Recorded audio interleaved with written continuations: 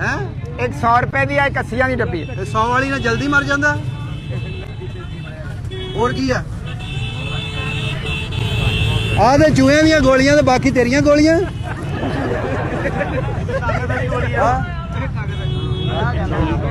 ਇਹ ਕੀ ਨਾਂ ਇਹਦਾ ਜੀ? ਇਹ ਪਾਵਰ ਰੈਡ ਕਿਲਰ ਆ ਭਾਜੀ, ਇਹ 100 रुपए ਦੀ ਆ। ਇਹਦੇ ਨਾਲ ਪਾਵਰ ਆ ਜਾਂਦੀ ਆ? ਉਹ ਪਾਵਰ ਨਹੀਂ ਭਾਜੀ, ਮਰ ਜਾਂਦੀ ਆ। ਉਹ ਨਾ ਚੂਹਾ ਖਾ ਕੇ ਮੇਰੇ ਗਾਲੀ ਪੈ ਜਾਵੇ।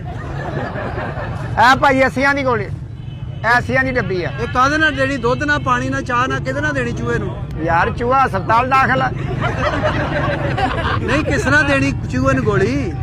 ਉਹ ਕਿੱਦਾਂ ਦੇਣੀ ਆ ਵੀ ਜਿੱਦਾਂ ਮਾਵਾਂ ਬੱਚਿਆਂ ਨੂੰ ਦਿੰਦੇ, ਤੁਸੀਂ ਥੱਲੇ ਸੁੱਟ ਦੇਣੀਆਂ ਵਾ ਬਸ। ਇਹ ਚੂਹਾ ਭਾਈ ਸਾਡੀ ਗਰੰਟੀ ਆ, ਚੂਹਾ ਖਾ ਕੇ ਬਾਹਰ ਜਾ ਕੇ ਘਰੋਂ ਮਰੇਗਾ। ਤੁਹਾਡਾ ਤੇ ਘਰ ਵੀ ਏਡਾ ਵੱਡਾ ਨਹੀਂ ਲੱਗ ਰਿਹਾ। ਨਹੀਂ, ਉਹ ਹੁੰਦਾ ਹੀ ਨਾ। ਮੈਂ ਬਿੱਲੀ ਵੀ ਛੱਡੀ ਆ ਘਰ, ਉਹ ਬਿੱਲੀ ਕੋ ਵੀ ਨਹੀਂ ਕਾਬੂ ਆ ਰਿਹਾ। ਨਹੀਂ ਭਾਜੀ, ਆ ਲਵੋ ਗੋਲੀਆਂ ਪਾਓ ਤੁਸੀਂ ਉਹਨਾਂ ਨੂੰ। ਤੇ ਤੁਸੀਂ